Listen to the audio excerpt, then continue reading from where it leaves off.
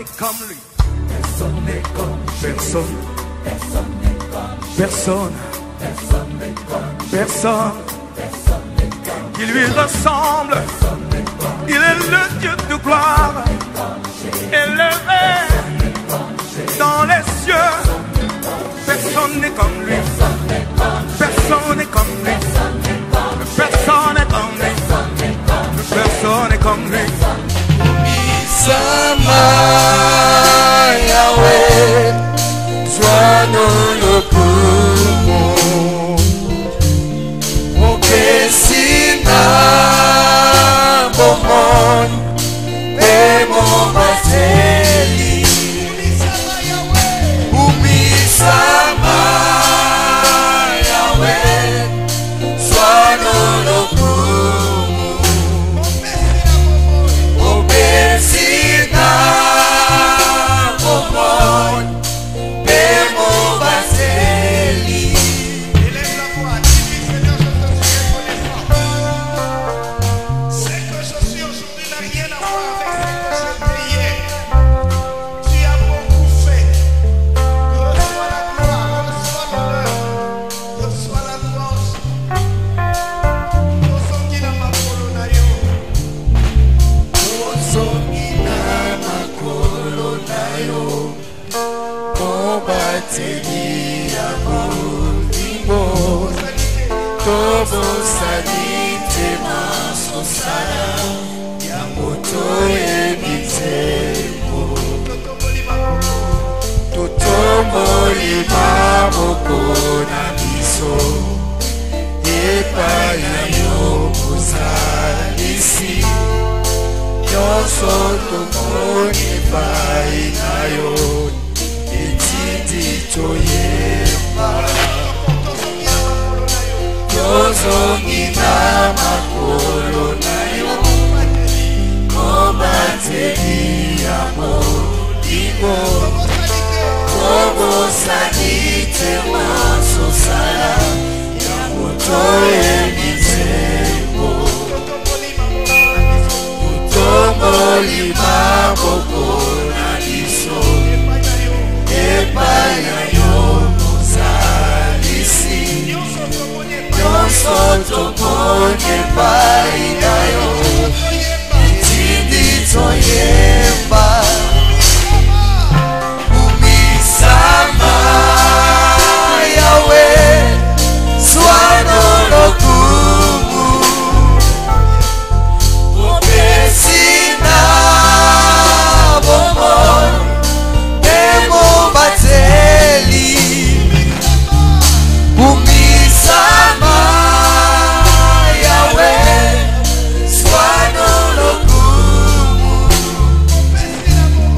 Opesina bomon emo bateli. Est-ce que vous pouvez lui dire Seigneur, je te suis reconnaissant. Je veux te dire ma reconnaissance. Je veux te dire ma gratitude.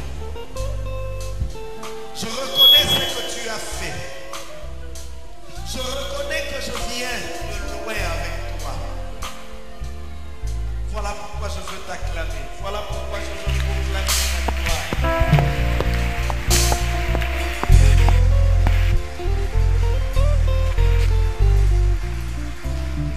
Amen.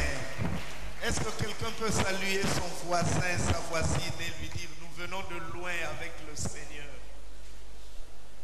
Nous venons de loin avec le Seigneur. Il nous a fait beaucoup de bien. Amen.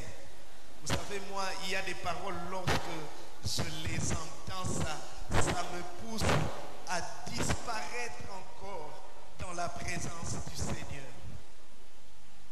To pusani liboso na yo, na maloba ya motuya, bola mosaleli biso, etindi toyemba, totalili kolope na se, mosusu te lokola yo, oyo tozalaki lobi, pe oyo tokomi lelo bokeseni eza mingi kasi nyonso sengol.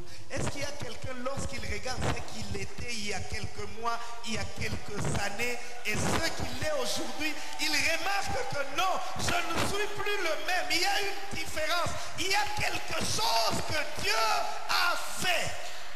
Amen. C'est pourquoi nous ne pouvons que lui exprimer notre reconnaissance et notre gratitude. Amen. Ce que nous étions il y a 2 semaines et ce que nous sommes aujourd'hui, il y a une différence. Il y a 2 semaines, nous avions un culte et aujourd'hui, nous avons 2 cultes. Amen. Il y a beaucoup de sujets de rendre gloire à Dieu.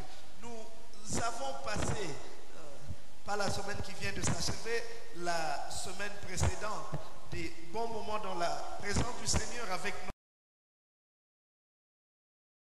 la famille. Avant-hier, vendredi, nous avons prié pour nos familles et aujourd'hui, nous allons clôturer cette pensée de Yesu Nalibo Tananga avec ce message que nous avons intitulé le plan des dieux pour la famille.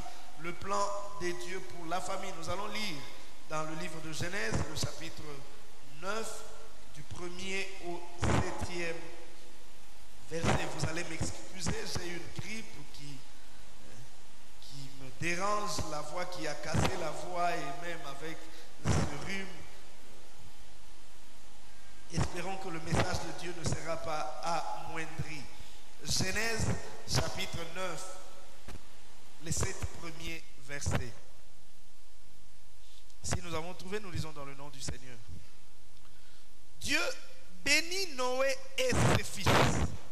Dieu bénit Noé et ses fils et leur dit: soyez féconds, multipliez et remplissez la terre. Vous serez un sujet de crainte et d'effroi pour tout animal de la terre, pour tout oiseau du ciel, pour tout ce qui se meut sur la terre et pour tous les poissons de la mer. Ils sont livrés entre vos mains. Tout ce qui se meut et qui a la vie vous servira de nourriture. Je vous donne tout cela comme l'herbe verte. Seulement vous ne mangerez point de chair avec son âme, avec le sang. Sachez-le aussi, je redemanderai le sang de vos âmes, je le redemanderai à tout animal et je le redemanderai à l'âme de l'homme, à l'homme qui est son frère. Si quelqu'un verse le sang de l'homme, par l'homme son sang sera versé, car Dieu a fait l'homme à son image. Et vous, soyez féconds et multipliez, répandez-vous sur la terre et multipliez sur elle. Amen. Est-ce que tu peux accueillir cette parole par tes acclamations?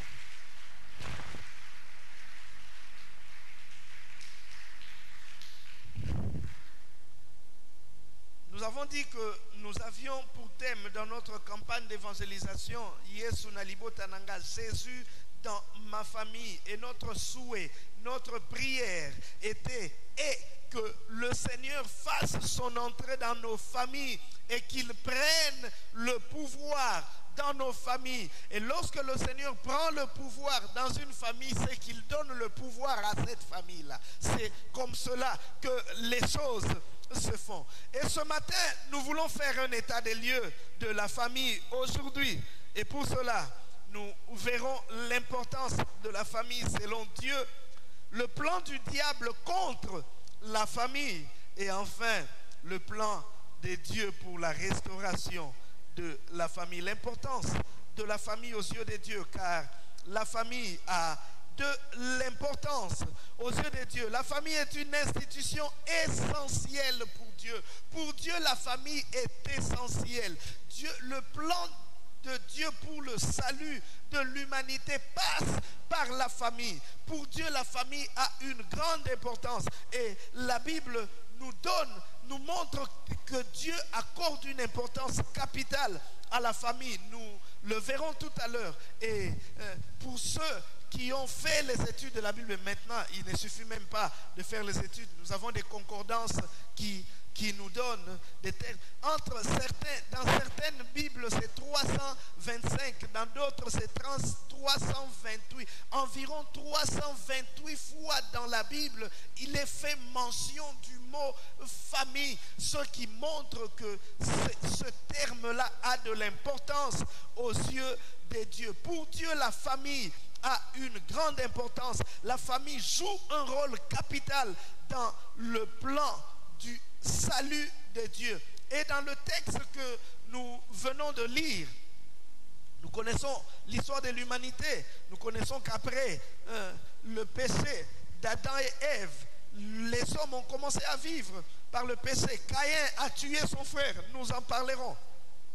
Et il est parti au loin, il a créé sa progéniture, et la progéniture de Caïn était une progéniture impie, et le mal s'est développé sur la terre au point que Dieu a décidé de détruire l'humanité, de détruire la terre par les eaux du déluge et de faire un nouveau départ, de prendre un nouveau départ avec l'homme. Et Dieu utilise un homme, Noé, mais il n'utilise pas cet homme seul, il prend cet homme avec sa famille. Amen. Dieu n'a pas préservé seulement un couple, Dieu a préservé toute une famille. Ainsi, l'humanité tout entière était détruite et Dieu prend un nouveau départ avec une famille. Dieu recommence avec une famille. C'est par la famille de Noé qu'il y a eu un nouveau départ. Et je crois que le Dieu du nouveau départ est celui qui garde et qui soutient nos familles. Je crois qu'il y a aussi une famille qui, après ce message, prendra un nouveau départ. Que ma famille prenne un nouveau départ, que les choses repartent à nouveau, que les choses reprennent une autre dimension dans ma famille. La terre entière est détruite. Dieu commence une nouvelle histoire avec Noé et sa famille. C'est pourquoi dans le passage que nous avons lu, au premier verset, la Bible dit que Dieu, l'Éternel, bénit Noé et ses fils. Il ne bénit pas seulement Noé, il bénit Noé et ses fils. La prière est que lorsqu'un homme est béni et que sa progéniture aussi soit bénie. Lorsqu'un homme est visité par Dieu, que sa progéniture aussi soit bénie. Je suis béni moi, mais que mes enfants aussi le soient. Je suis béni, que mes enfants aussi le soient. Nous prions pour la bénédiction non pas seulement des individus, mais aussi la bénédiction des familles. Amen. Et Dieu qui bénit cette famille leur donne un certain pouvoir. Il leur dit de fructifier. Il leur donne la possibilité de, non pas seulement de se multiplier, de devenir plus nombreux, mais aussi de multiplier tout ce qu'ils possèdent, tout ce qu'ils ont en leur possession. Le Dieu de la multiplication est celui qui bénit nos familles à outrance. Amen. Je bénis le Seigneur parce que nous sommes dans l'année de la multiplication surnaturelle. Que Dieu nous donne de multiplier, mais aussi de dominer, car la multiplication vient avec la domination. Celui qui se multiplie, celui qui devient un peuple nombreux est aussi capable de dominer sur l'ennemi. Vous vous souvenez, je vous avais parlé d'Israël qui faisait la conquête de Canaan. Dieu leur dit, je ne chasserai pas encore les habitants du pays de Canaan jusqu'à ce que vous deveniez un peuple nombreux. Amen. Car lorsque vous deviendrez nombreux, plus nombreux vous serez, plus vous allez dominer. Est-ce que la bonne Kinkanda m'entend? Plus nombreux nous serons, plus nous constituerons une force. Ma prière est que le Seigneur nous multiplie en ces lieux. Déjà que nous avons multiplié les cultes, alors que le Seigneur envoie encore des hommes et des femmes, que les vides créés par le dédoublement de culte soient comblés par le Seigneur au nom de Jésus. Mais le Seigneur le fera à travers toi et moi. Amen. La multiplication, c'est l'affaire de l'homme. Dieu ne dit pas à Noé que je t'enverrai beaucoup de descendants. Mais Dieu lui dit, soyez féconds et multipliez. Ce n'est pas Dieu qui va venir multiplier, mais Noé et ses fils étaient eux appelés à multiplier. Amen. C'est-à-dire qu'il y a quelque part le travail que Dieu fait, la bénédiction de Dieu qui pose le principe, et il y a d'autre part le travail de l'homme qui travaille pour la multiplication. Le Seigneur a libéré la parole. Le Seigneur a libéré la parole pour que ce que tu fais réussisse, pour que ce que tu fais fructifie. Mais tant que tu ne fais rien, tu ne vivras pas la multiplication. Je vous ai parlé de ce psaume premier. Heureux l'homme qui trouve sa joie dans la loi de l'Éternel, qui la médite jour et nuit, qui ne s'assit pas en compagnie des moqueurs. N'est-ce pas?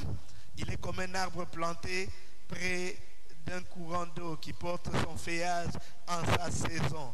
Tout ce qu'il fait, tant qu'il ne fait rien, toutes les bénédictions contenues au-dessus n'auront pas d'effet. Là où Dieu l'attendait, parce que tout ce qui est compté au-dessus dépend de Dieu. Mais là où Dieu l'attend, c'est que tout ce qu'il fait,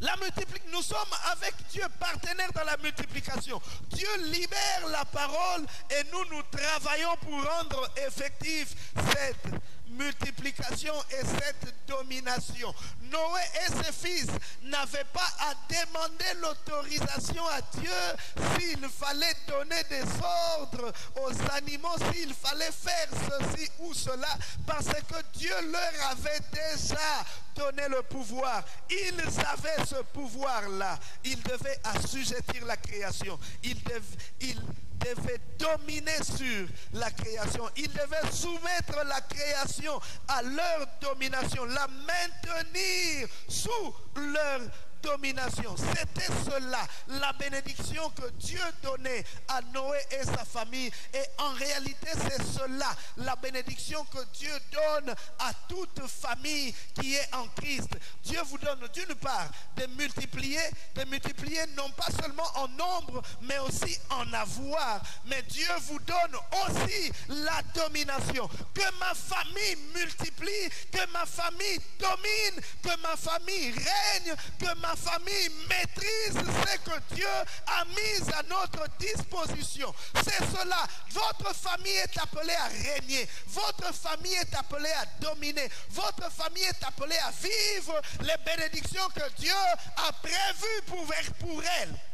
Malheureusement qu'il y a des familles qui passent à côté de ce que Dieu a réservé pour eux. Ce qu'ils vivent, ce n'est pas ce que Dieu a préparé. Ce qu'ils vivent, ce n'est pas ce que Dieu a arrangé pour eux. Que le Seigneur nous fasse cette grâce de retrouver ce à quoi nous avons été appelés. Ainsi, lorsque Dieu voulait faire une alliance avec les hommes, Dieu avait commencé par tirer un homme. Nous avons vu avec Noé, Dieu a appelé Noé et sa famille. Et plus tard, alors que les hommes avaient repris de vivre dans le désordre comme aujourd'hui, et Dieu qui avait juré de ne plus détruire la terre par les eaux du déluge, Dieu choisit un homme qu'il veut prendre comme point de départ d'une autre alliance, d'une autre dispensation. La dispensation de Noé était passée. Dieu voulait faire une autre alliance. Dieu prend un homme, mais à travers cet homme, Dieu crée une famille. Amen. Dieu tire un homme parmi les autres hommes. Il appelle Abraham. à partir d'Abraham, il crée une famille. À partir de cette famille sortira une nation, Israël, et que cette nation serait la lumière de toutes les nations et qu'à travers elle, toutes les autres nations viendraient au Seigneur. Et cela commençant par une famille. Lorsque Dieu appelle Abraham, lorsque Dieu bénit Abraham, la bénédiction d'Abraham est appelée à se répercuter, non pas sur toutes les nations, mais sur toutes les familles. Amen.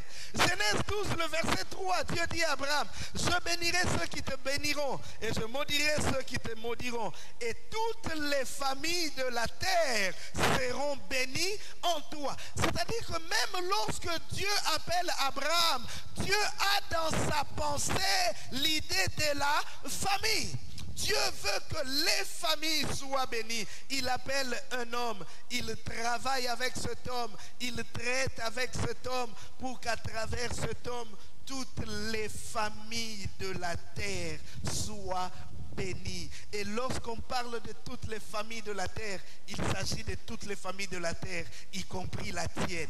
Amen. La volonté de Dieu. Nous comprenons donc que la volonté, le plan de Dieu est que les familles, toutes les familles de la terre soient bénies. Et ma famille fait partie de cette famille. Et je déclare que ma famille est bénie au nom de Jésus. Non pas parce que moi je le veux, mais parce que la volonté de Dieu a toujours été que toutes les familles de la terre soient bénies.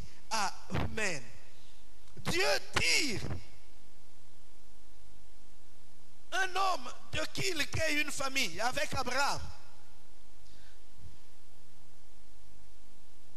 Mais aussi lorsque, après plusieurs siècles, l'homme a encore perdu le chemin qui conduit au salut et que Dieu se décide lui-même de descendre, de visiter l'homme afin de lui montrer la voie du salut. Cette fois encore, Dieu choisit de passer par une famille. Dieu avait la possibilité que le Messie descende du ciel comme il est monté après la résurrection. Vrai ou faux? S'il était capable de monter, c'est qu'il était aussi capable de descendre. De toutes les façons, très bientôt là, il reviendra, il descendra. Il ne naîtra plus d'une femme, mais il descendra. Donc Dieu pouvait décider que le Messie descende du ciel, qu'on soit en train de voir un Messie descendant en gloire du ciel. Un homme qui n'a ni père, ni mère, ni famille, ni généalogie, parce qu'il avait déjà la sacrificature selon Melchisédek. Il pouvait descendre du ciel. Mais là encore, Dieu a choisi de passer par une famille. Amen. Et cette famille n'était pas qu'un prêtre, non. J'étais en train de réfléchir. Jésus, sur terre, humainement, a vécu 33 ans. Et dans les 33 ans, il a passé 30 ans dans une famille. Et 3 ans en dehors de la famille. Cela nous montre l'importance que Dieu accorde à la famille. 30 ans durant, le Messie a été dans une famille. Il a vécu comme enfant dans une famille parce que Dieu ne voulait pas sauver l'humanité en dehors de la famille. Le plan de Dieu passe par la famille. Pour Dieu, la famille est importante. S'il y a quelqu'un qui néglige la famille, le Seigneur nous dit ce matin que la famille est très importante. Nous pouvons dire que la famille a un rôle essentiel sur la terre. Elle détient une capacité matérielle, physique et spirituelle. La famille, selon la pensée de Dieu, est indispensable à un développement équilibré. Pour que Jésus-Christ connaisse un développement équilibré, Dieu a voulu qu'il passe par une famille. C'est la famille qui nous forme. C'est la famille qui nous façonne. C'est la famille qui nous donne les premières bases, la première orientation. Nous en parlerons tout à l'heure lorsque nous verrons ce que le diable a fait de la famille aujourd'hui. Car de nos jours, la famille est une institution en crise et Satan a fait de ses priorités de détruire la famille par n'importe quel moyen. Le diable travaille pour détruire la famille car il sait que lorsqu'une famille est équilibrée, sortiront de cette famille des hommes et des femmes forts capables de terrasser le diable. C'est pourquoi il nous attaque à la source. Il ne nous attaque pas toujours au sommet. Il nous attaque à la base. Il détruit à la base. Lorsque dans la famille il n'y a pas une bonne éducation, les enfants sont pervers. Ils ne sauront pas être des bons chrétiens en aval. Ainsi le diable sera tranquille. Il y a des familles que le diable a laminées, que le diable a détruites au point qu'elles ne constituent plus un danger pour lui. Elles ne constituent plus un danger pour le diable. Il y a des koulouna là-bas, il y a des impudiques là-bas, il y a des hommes et des femmes de désordre là-bas. Et le diable sait que là au moins je les ai freinés, là au moins je les ai retenus. Le diable a pour plan de détruire la famille. Le diable a pour plan d'empêcher à ce que de la famille sortent des hommes et des femmes puissants. Nous avons vu le vendredi, nous qui étions là, nous qui avions prié pour nos familles. S'il vous plaît, je pense qu'à cette heure, on ne peut plus faire entrer les gens. Le message a déjà commencé. Qu'ils viennent au deuxième culte.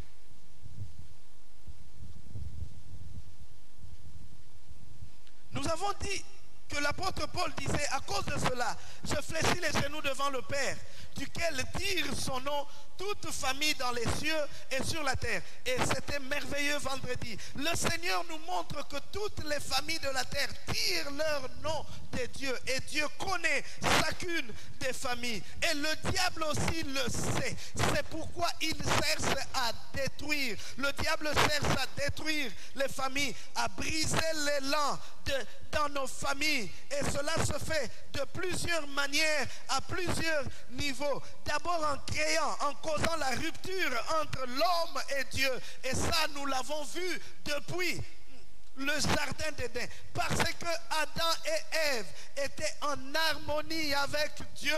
Le diable, sachant que s'ils continuent comme ça, ils auront des enfants qui seront en harmonie avec Dieu. Et le royaume de Dieu va encore grandir. Que je détruise cette relation entre l'homme et Dieu. Ainsi, la relation sera brisée entre la famille et Dieu. Car lorsqu'un homme n'est pas en bonne relation avec Dieu, il est difficile qu'il soit en bonne relation avec les hommes en général et avec les membres de sa famille en particulier. Lorsqu'un homme, quand je parle d'homme, c'est-à-dire humain, homme et femme, lorsqu'il n'est pas en bonne relation avec Dieu, ça sera difficile qu'il soit en bonne relation avec les autres. Regardez, je vous donne un exemple. Adam et Ève vivaient en harmonie. Le jour où Ève a été créée, Adam était émerveillé. Il dit, oh, voici cette fois-ci l'os de mes os, la chair de ma chair. On l'appellera femme. C'est une aide semblable. Il parle, il parle, il parle. Et puis même, le jour où ils ont péché, ils étaient en harmonie. C'est même ce qui a fait qu'Adam puisse accepter ce que Ève lui a donné. Chérie, oh, viens un peu. Prends ceci, mange. Ils ont mangé dans l'amour. Mais lorsque Dieu vient et que Dieu pose la question, Adam, où es-tu? Seigneur, je me cache parce que je suis nu. Qui t'a dit que tu es nu? As-tu mangé le fruit de l'arbre défendu? La discorde commence. Il dit, Seigneur, ce n'est pas moi, c'est la femme que tu m'as donnée. Lorsque le péché entre, on s'accuse. Lorsque le péché entre, on se détruit. Lorsque le péché entre, chacun cherche à tirer la couverture de son côté. Lorsque le péché entre, ce n'est plus Servir et non se servir. C'est se servir d'abord. C'est moi d'abord. Et les autres après. Le papa dit, le temps va passer, je dois me réjouir. Il préfère que l'argent qu'il a gagné, qu'il aille dans un bar, dans une boîte de nuit, le terminer avec la boisson et le lendemain, il y a des enfants qui n'ont pas de quoi aller à l'école, payer les frais scolaires et autres. Vous n'avez jamais vu ça? Vous pensez que tous ceux qui dilapident leur argent avec les femmes, avec les boissons, avec des vêtements qui coûtent cher, ils ont résolu tous les problèmes à la maison? Simplement, il se dit non, moi d'abord, n'ACP là. En ce moment-là, il ne tient pas compte des autres. Il ne tient pas compte qu'il a une famille. Lorsque la relation avec Dieu est brisée et rompue, on ne tient plus compte des autres. Nous en avons parlé un jour. Combien d'hommes et de femmes n'ont-ils pas brisé l'élan de toute une famille? Ils portent les espoirs de toute la famille. C'est un garçon intelligent. C'est un garçon qui a de l'avenir. C'est un garçon qui va aller loin. Du reste, il a terminé ses études avec brio. Il a distingué. Il est retenu comme assistant à l'université. Et même un poste lui est offert dans une entreprise. Et c'est à ce moment-là qu'il se relâche. Il se dit, j'ai été concentré pendant 5 ans dans les études. Maintenant là que je me distrais un peu. Et comme ça là, le diable est toujours prêt. Il lui envoie une jeune fille. Elle n'est pas très grande. Elle est petite. Elle se dit, oh celle-ci, c'est encore une petite fille. Oh, petite fille en taille et en âge, mais expérimentée. Et il va avec cette fille une fois, une seule fois. Et il se réjouit. Dans l'entreprise où on l'a engagé, il y a une mission à l'étranger. Et on dit que comme il y a une mission à l'étranger, avant de partir, vous devez aller dans le centre médical affilié à l'entreprise. Vous allez passer tous les examens nécessaires et puis on introduit les dossiers pour le visa. Vous partirez en formation. Et c'est là, alors qu'on passe le test, qu'il se rend compte qu'il est séropositif. Une seule fois. Qui a détruit non pas seulement sa vie, mais l'avenir de toute la famille. Parce que peut-être que les parents n'avaient pas suffisamment de moyens. Ils disent, nous nous concentrons sur celui-ci, qu'il avance, qu'il aille de l'avant. Et les parents se réjouissent quand il obtient le travail. Ils se disent, oh, maintenant nous allons souffler parce que c'est lui qui va prendre en charge les études de ces petits. Et là, l'élan est brisé parce que quelqu'un, pendant quelques minutes, a cessé de penser aux autres. Il n'a pensé qu'à lui. Et il a détruit toute la famille. J'ai connu une autre famille qui a été décimée. Le père qui est parti en mission de service a vécu en désordre. Et quand il arrive, il contamine la maman. Et quelque temps après, elle tombe grosse et l'enfante. Elle est morte en accouchant parce que la maladie s'était développée plus rapidement en elle. Et quelque temps après, le papa meurt. La petite fillette qui reste avec ses frères orphelins. Vous êtes déjà orphelin avec le poids d'une petite sœur séropositive.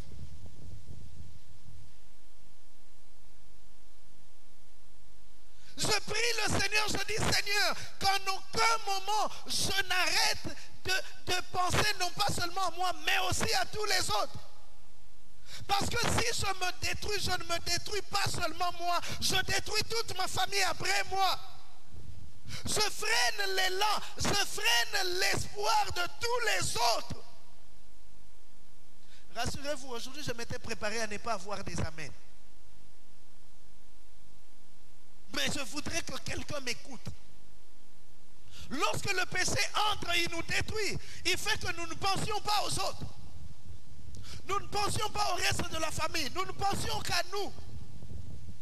Adam dit, c'est la femme que tu m'as donnée.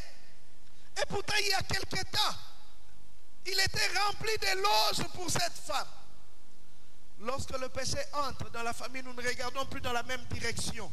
Nous ne fournissons plus les efforts ensemble. Nous ne travaillons plus ensemble. Chacun de nous fait des choses à sa manière. Maman achète une parcelle que papa ne connaît pas. Et puis il dit à ses frères, ça c'est pour notre famille.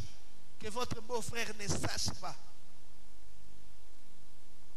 Papa fait des choses à sa manière. Son argent, il compte dans la toilette. Son compte en banque, personne ne connaît. On ne connaît ni le numéro de compte, même peut-être même pas la banque où est logé ce compte. Il gère seul, il mange seul, il vous donne ce qu'il veut, quand il veut, comme il veut. Papa Minerva, non, en tout cas, cette fois-ci, on paye les frais d'un seul enfant. Mais les autres, on dit, il n'y a pas d'argent, n'a salanine. Mais quand il viendra du travail, il va boire un verre. Quand il vient du travail, il va chez une dame qui lui prépare les mabokés là-bas. Et puis il laisse tout là-bas. Lorsque le péché entre, la famille est divisée. Lorsque le péché entre, la famille est détruite. Et le diable travaille comme ça en créant la rupture entre l'homme et Dieu. Que dire des enfants? Nous en parlerons un peu plus tard. Un autre domaine dans lequel le diable travaille, c'est dans la discorde entre frères. La jalousie s'installe. Cette jalousie crée la haine.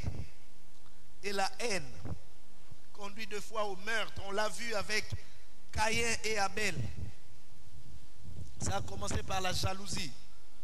Pourquoi lui et non pas moi? On est dans une même famille. Mais on est en train de regarder pourquoi lui est... Bien aimé, écoutez-moi.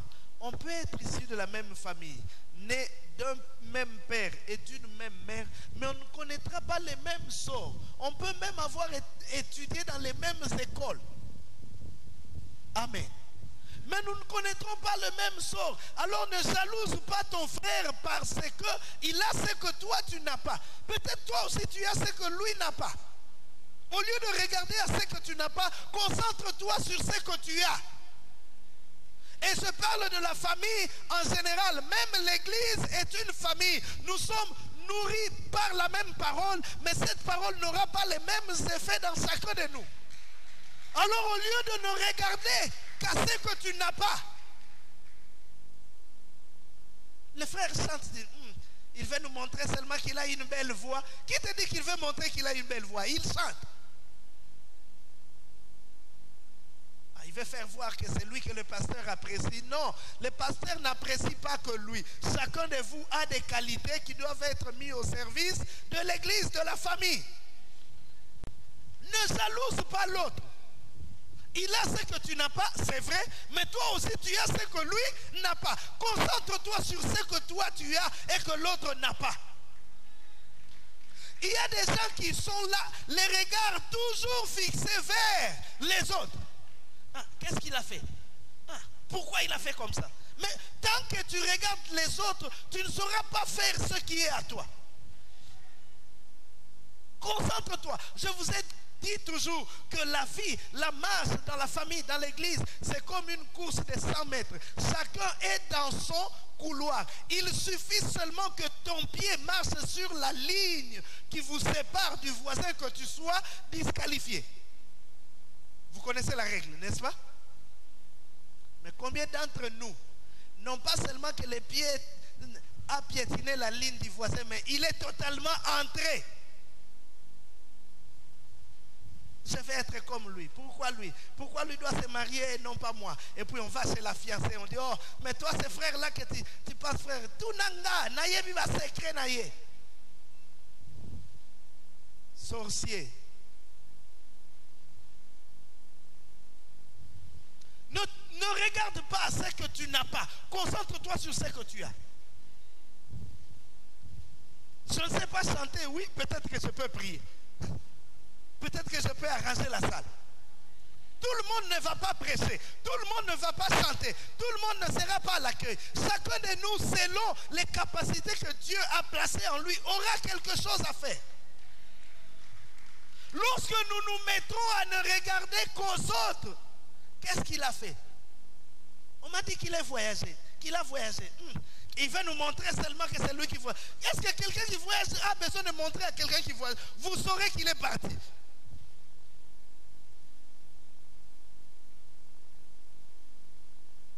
Non, ça là, ces frères-là, vous savez que même moi je doute de lui. Je ne pense pas que ce qu'il a là c'est normal. Il faut ça la simba, parce que ce n'est pas normal. Vraiment, nous sommes en train de prier. Toi, tout ce qui t'intéresse, c'est que quelqu'un doit avoir touché au fétiche pour recevoir quelque chose de la part de Dieu que tu pries. Et pourquoi tu pries? Pourquoi tu pries? Si tu penses que Dieu ne donne pas, il n'y a que le diable qui donne. Pourquoi tu pries? Laisse-nous. Vous savez, même notre église, moi-même, quand je regarde là, des fois je m'étonne, nous ne donnons pas beaucoup, mais comment ils construisent que les pasteurs doivent avoir quelque chose? Laisse-nous, arrête de prier. Moi je crois que le Dieu que je prie est capable de faire plus que ce qu'il fait ici. Je crois qu'il est capable de faire plus que ce qu'il fait ici. La jalousie détruit, mine nos familles. Parce que peut-être les autres auraient voulu être à ma place. Regardez Joseph. La source des problèmes, c'était la jalousie. Voilà le faiseur des songes. Tuons-le et nous verrons ce que deviendront ces songes. Or, ils oubliaient une chose. Les songes de Joseph étaient dans l'intérêt de la famille. J'ai dit un jour ici que si vous avez un Joseph dans votre famille, au lieu de le combattre, aidez-le à aller de l'avant. Parce que s'il lui monte, cela signifie que vous tous aussi, vous monterez. Pour preuve, lorsque Joseph est devenu élevé en Égypte, qui en était le bénéficiaire? Tu vas combattre ton frère parce que tu penses que sa réussite te dérange, alors que sa réussite est à ton avantage, de ton intérêt. Ne combats pas le Joseph de ta famille. Tu bénéficieras de lui demain en Égypte. Tu tues ton pasteur, tu descends ton pasteur, tu le critiques même aux yeux des païens. Et puis tu vas venir, en tout cas, pasteur, prie pour moi. Tu es en train de te maudire toi-même. Tu détruis ton frère, tu descends ton frère parce qu'il monte. Tu ne veux pas qu'il monte. C'est toi qui es à l'église qui va dire à ceux du dehors que ce frère-là touche au fétiche. Tu penses que les païens viendront encore? S'ils savent que ton église est remplie de gens qui touchent au fétiche pour avoir des choses. Très souvent, ceux qui empêchent à ce que les païens viennent à l'église, ce sont des enfants de Dieu eux-mêmes. Alors que la marque déposée des enfants de Dieu devait être l'amour. Parce que la Bible dit, c'est à ceci que le monde reconnaîtra que vous êtes mes disciples. Lorsque vous vous aimerez les uns les autres. Logiquement, lorsque les gens, le monde regarderait des gens qui vivent dans l'amour, dans la communion, la première chose qu'ils auraient dû se dire, ils doivent être des chrétiens. Parce qu'il n'y a que des chrétiens qui peuvent aimer comme cela. Mais combien de divisions entre enfants de Dieu? Combien de divisions dans des familles, de destructions? On se détruit littéralement. J'ai failli pleurer un jour. Je parlais avec une soeur. Elle me dit, pasteur, on s'était chamaillé avec l'une de ma soeurs. Elle m'a dit, toi, attends, comme ça, tiens le poison dans une famille. Dans une famille, on se détruit. Dans une famille, on se fait des coups bas. Oh, ce ne sont plus des coups bas, des coups de girafe, parce que ça se fait au vu et au su de tout le monde. Le fiancé de l'autre vient et puis on va lui dire, non, non, non, ma sœur là, avant toi, elle a avorté 5 fois. Et puis la sœur ne comprend pas. Le lendemain, le frère ne vient plus. Il l'appelle, au lieu que le téléphone réponde, lui-même il répond. Le téléphone de votre correspondant est soit éteint, soit hors du périmètre cellulaire. Quoi? C'est-à-dire qu'on ne veut plus de toi.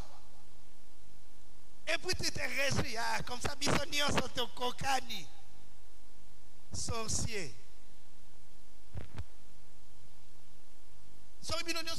Tu gagnes quoi? Donc il y a des gens, non pas qu'eux ne sont pas en mesure d'avancer, mais ça leur fait plaisir que les autres aussi n'avancent pas. Comme ça ils disent, oh non, bon, il n'y a pas de problème, nous sommes nombreux dans ces cas-là. Il suffit qu'ils apprennent que son frère a fait quelque chose. Tu vois, son humeur change comme si ce que le frère a reçu, c'est ce qui lui était destiné. Mon frère, ça ne me dérange pas que le Seigneur te donne des millions. Car les millions que tu reçois là, ce ne sont pas les millions qui m'étaient destinés que Dieu t'a donné. Dieu est différent d'Isaac. Isaac avait 2 enfants, mais il n'avait qu'une seule bénédiction. Dieu a autant de bénédictions qu'il a des enfants. C'est-à-dire que le fait qu'il bénisse un des enfants ne l'empêchera pas de bénir un autre. Alors ne t'agite pas lorsque l'autre est visité. Ne t'agite pas lorsque l'autre est visité. Au contraire, cela doit t'encourager à dire que c'est que nous prions dans le vrai. Si le frère avec qui je priais visiter, c'est que moi aussi bientôt, je le serai.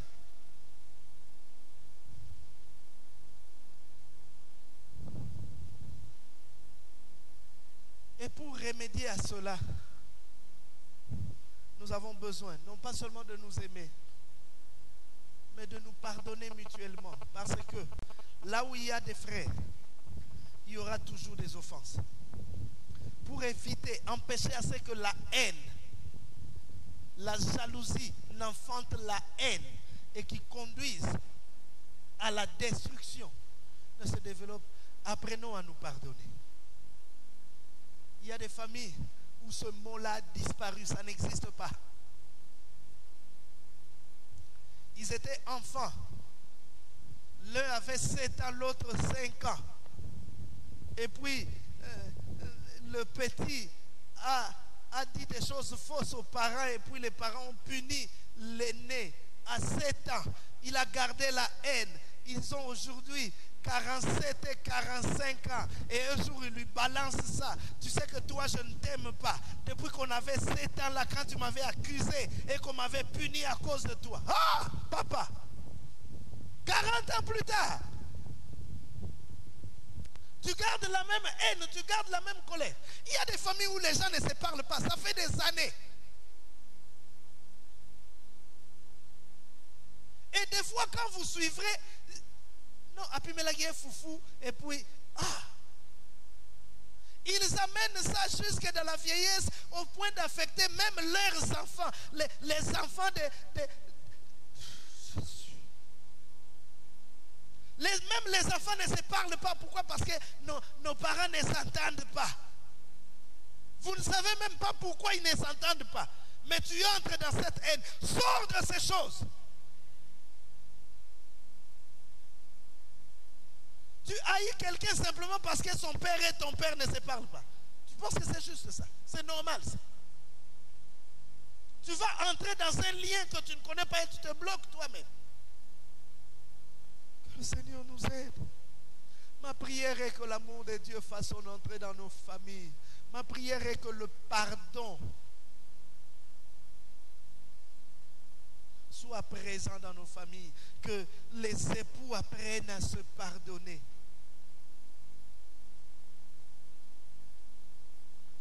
Il y a un grief qu'elle a commis avant que vous ne vous fianciez. Et puis tu as dit, je vais l'épouser quand même. Mais dans les mariages, elle fera ça pour lui montrer que moi je suis un homme. Comment il pouvait me mettre avec un autre fiancé. Vous savez, des fois, il y a des moments où on n'encourage pas. Il y a des sœurs des fois qui s'embrouillent. Il ne sait pas, c'est Paul ou c'est Jean. Et puis il hésite, elle hésite. Finalement, elle te choisit toi. Mais comme tu avais appris qu'il y avait Jean qui était là, tu dis, je l'épouse quand même. Mais quand on va se marier, elle va souffrir. 30 ans de mariage, tu l'as fait souffrir à cause d'un événement qui a eu lieu pendant les fiançailles. Vous pensez que les sorciers, ce sont seulement ceux qui volent la nuit? Celui qui garde une haine, une colère pendant longtemps comme ça, c'est un sorcier. Vous dormez dans la même chambre, sur le même lit, vous vous réveillez, mais toi dans ton cœur, tu as un plan.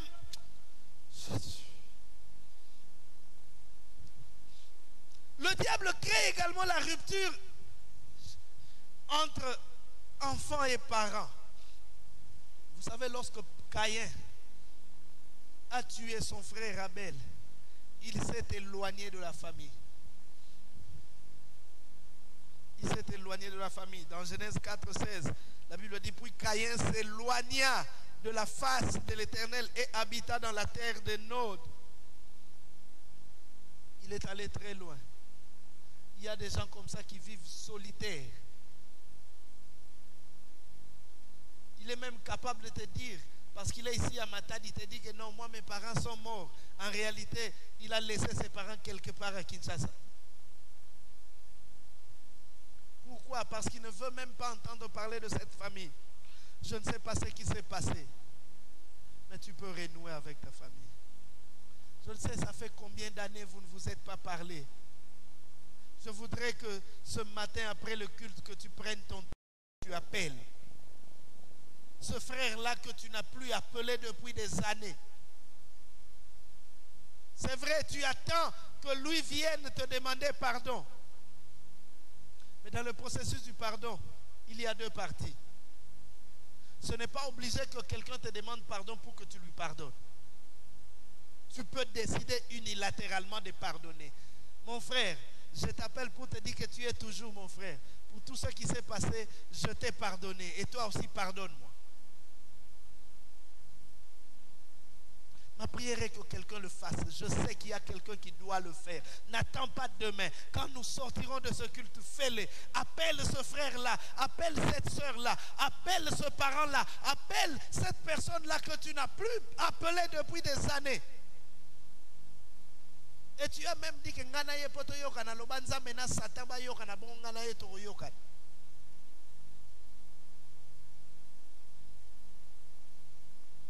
Le diable travaille aussi dans diverses déviations qui détruisent les familles, les valeurs de la famille. Et parmi ces déviations, nous avons l'homosexualité, l'adultère, l'impudicité. J'ai peur. Chaque jour, lorsque je regarde la télé, j'ai peur. Des fois, je me dis, c'est une bonne chose que nous ayons fait entrer les chaînes câblées dans nos maisons. Ça nous permet d'être au contact avec le monde. C'est une très bonne chose. Nos enfants aujourd'hui connaissent les choses que nous ne connaissions pas à leur âge. N'est-ce pas? Pourquoi? Parce qu'ils voient ce qui se passe en Europe, ce qui se passe en Amérique. Ils sont au courant. Ils ne sont pas encore partis, mais ils connaissent déjà ces choses. Mais le revers de la médaille, c'est que les antivaleurs de ces sociétés nous sont directement communiquées. En Europe, le divorce est chose facile. On divorce comme on se marie. Mais ce n'est plus seulement en Europe. Dans plusieurs pays africains, j'étais cette année dans un pays africain où le mariage n'est pas très important. Les jeunes filles font des enfants. L'important c'est d'avoir des enfants. Je pose la question à une jeune fille. Tu as un enfant? Oui, j'en ai 3. Je dis, oh, et ton mari? Il dit, oh, je n'ai pas de mari. Je dis, oh, comment tu as 3 enfants et tu n'as pas de mari? Elle me dit, bon, j'ai parlé dans mon petit anglais là. Et elle me dit, est-ce que pour avoir des enfants, il faut forcément avoir un mari? J'ai fait des enfants avec un homme, c'est fini. Et c'est ça la valeur de cette société. C'est une société sans père. C'est pourquoi le banditisme s'est développé fortement là-bas. Et c'est en train de venir chez nous. Le phénomène Koulouna tel que nous le connaissons aujourd'hui là n'était pas comme cela il y a quelques années. Pourquoi? Parce qu'il n'y a plus de valeur de famille. La famille n'existe pas. Si les parents ont démissionné, les enfants prennent tout dans la rue. Ils apprennent tout dans la rue. Nous regardons la télé où, en tout cas aujourd'hui, 9 films sur 10, c'est pourquoi moi je n'aime pas les films, 9 films sur 10 fait l'apologie de l'homosexualité. Et vous dites que non, ils regardent seulement, ils ne vont pas pratiquer. C'est une sémence qui entre. C'est une sémence qui entre. Je refuse cela dans ma famille. Nous pensions que l'homosexualité était loin de nous. Aujourd'hui, elle n'est pas seulement dans nos portes, mais elle est déjà au milieu de nous. Il y en a qui le font parce qu'ils sont forcés. Parce que dans l'entreprise, on a dit que pour qu'on t'engage, tu es homme, mais tu dois être la femme du boss. Et puis si tu fais ça, il te donnera un bon poste. Et puis tu as une jeep, tu peux te marier, tu as ta femme, mais tu es la femme du boss. Et puis pour la jeep, pour le poste, il accepte. Mais d'autres le font aussi par conviction. C'est comme ça. Il aime les femmes, elle aime les femmes. Il aime les hommes, elle aime les femmes. Peut-être par pudeur, elle ne vous le fait pas savoir, mais sa vie cachette est comme cela. Et Dieu sait, parce que Dieu m'a déjà révélé qu'il y en a au milieu de nous. Ils viennent, ils prient avec nous, elles prient avec nous, elles adorent le Seigneur avec nous, mais elles savent qu'elles mènent une vie.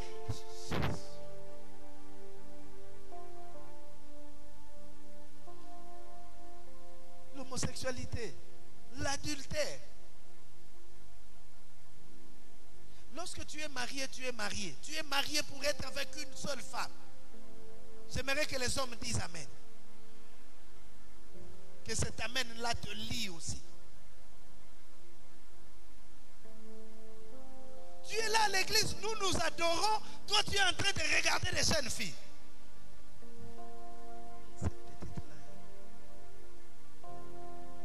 Ma fille, voilà, en tout cas Dieu me met à cœur de te soutenir. Si tu as un besoin, n'hésite pas. Voilà ma carte, viens me voir. Katouka. Si tu as des gens à soutenir, viens déposer l'argent au bureau. Nous connaissons les jeunes filles qui sont en difficulté et nous les aiderons.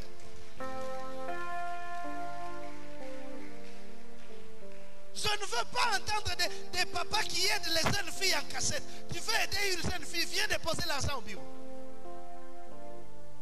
Attends qu'il t'écoute une église, aux autres sont battus, bon, jeune fille de rose.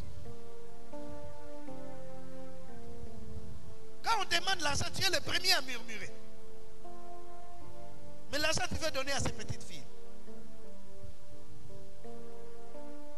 Il n'y a pas que les hommes, même les femmes. Dans le temps, c'était difficile de concevoir une femme, même mariée, qui parte avec d'autres hommes. Maintenant, là, ça se fait. Ah, ces jeunes frères-là, vraiment, là, c'est fait la ganaille. On se fait la ganaille pour Nani. Yo, si on bala, c'est fait la moutou à bala. Oh non, Nandega m'a bête. Seulement de loin, je l'aime. De loin, tu l'aimes, tu dors, tu rêves de lui, tu finiras un jour par l'appeler. Aujourd'hui, je savais que vous n'alliez pas m'aimer. Ce n'est pas un problème. Je n'ai pas été appelé pour que...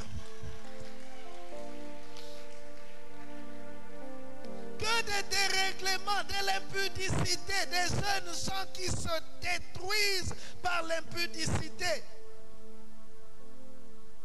Elle n'a que 18 ans, mais elle dépasse leur maman en expérience. Une jeune fille était en train de se marier. Et puis la maman, comme toute maman, l'a fait asseoir pour lui donner quelques conseils. Tu vois ma fille, comme tu veux te marier, tu vois dans les mariages, maman, laisse seulement. Il n'y a rien que tu vas m'apprendre. Toutes ces choses-là, je connais. C'est nous qui croyons qu'elles sont petites. Mais elles-mêmes savent qu'elles ont plus d'expérience que les femmes mariées. Même les femmes mariées, des fois, se reposent à la maison. Mais elles ne se reposent pas. Lundi avec Pierre, mardi avec Paul, mercredi avec Jean. Et puis elle dit qu'elle a la beauté. Tu es un instrument, un objet de plaisir. Vous savez, il y a certaines choses qui nous enlèvent la joie. Mais heureusement que la volonté de Dieu, le plan de Dieu est de restaurer la famille. Et le plan de Dieu pour la restauration, le plan de Dieu pour la famille passe par la restauration de l'autel. Commencez par restaurer l'autel dans la famille. Commencez par restaurer la vie de prière en famille. Vous savez, bien aimé, lorsqu'on prie ensemble, il y a un lien qui se tisse. Il y a des familles qui n'ont plus le temps de prier les uns pour les autres, de prier les uns avec les autres. Peut-être que vous priez, mais chacun dans son coin. Oui, chacun a besoin de développer sa vie de prière à part. Mais retrouvez-vous ensemble et priez ensemble. Priez les uns pour les autres.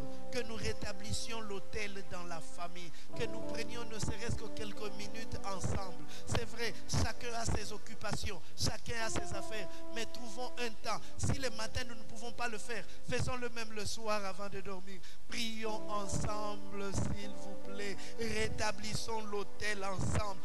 Une famille qui a l'habitude de prier ensemble pourra facilement faire face aux vagues de l'ennemi. Car la prière en famille, le culte familial a un pouvoir de souder encore les membres les uns aux autres. Et il faut remettre Christ au centre de la famille. Que Jésus revienne au centre de la famille. Que la vie de Dieu soit au centre de la famille. Que l'éducation chrétienne soit la norme dans la famille. Que les parents craignent le Seigneur. Que les enfants craignent le Seigneur. Parents, tu ne peux pas espérer que tes enfants craignent le Seigneur si toi tu ne le crains pas. Tu vis dans les désordres. Et puis tu cries sur les enfants. Je ne vais plus voir personne. Après 21h, aucun enfant n'entrera ici. Toi, tu rentres à 2h. Tu penses qu'il rentrera à 21h? Pourquoi vous ne voulez pas aller à l'église? Vous êtes des enfants incultes. Je ne veux pas voir quelqu'un ici à la maison. Les matins, tout le monde à l'église. Et puis toi, tu es là, téléfoot. Tu penses qu'ils vont partir? Ils vont sortir, ils font un tour et puis ils rentrent. Et puis s'ils sont courageux comme moi, un jour j'ai dit à mon père, j'ai dit, je ne veux pas aller à l'église parce que toi-même tu ne vas pas. Si tu veux que j'aille à l'église, nous partons nous tous. Il dit non, il ne faut pas me suivre. Moi je suis fils d'un pasteur, j'ai grandi dans la maison d'un pasteur. Toute la Bible là, on nous a déjà enseigné ça. Je vous dis toujours que les enfants ne font pas ce que nous leur dirons de faire, mais ils font ce qu'ils nous voient faire. Si tu te mets à genoux, tu verras ton enfant se mettre à genoux. Je n'ai pas peur de prier devant mon enfant. Je n'ai pas peur de danser pour Dieu devant mon enfant. Parce que je sais que s'il me voit le faire, lui aussi le fera. Si je danse autour d'une bouteille de bière, sois-en sûr que tes enfants le feront. Remettons la vie de Christ au centre de la famille. Et la volonté de Dieu est que nous ayons des familles délivrées de l'emprise du Satan. Dieu a donné à la famille de Noé le contrôle. La perversion nous éloigne de Dieu. Noé a eu à vivre dans le désordre parce qu'il buvait. Et l'un de ses enfants, Sam, a découvert sa nudité parce qu'il a bu. Mais nous voulons que nos familles soient délivrées. Délivrées de l'emprise de l'alcool, délivrées de l'emprise du sexe, délivrées de l'emprise de l'argent. Que l'amour soit le maître mot dans nos familles, car c'est ce que Dieu avait prévu. Dieu veut restaurer des familles.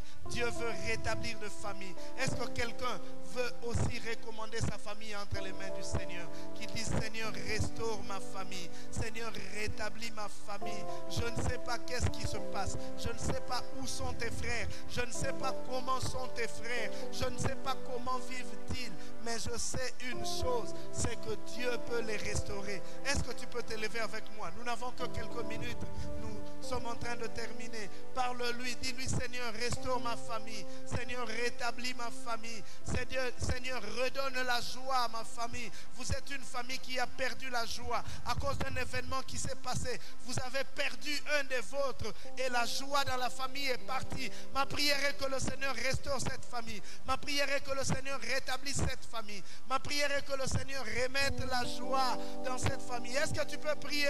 Dis-lui, Seigneur, restaure ma famille. Restaure ma famille. Rétablis ma famille. Rétablis ma famille, Seigneur. Rétablis ma famille, Dieu.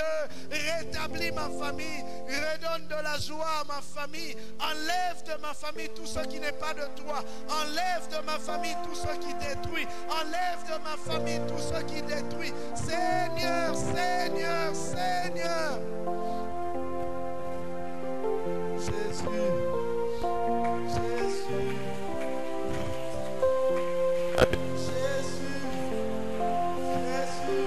Jésus. Jésus.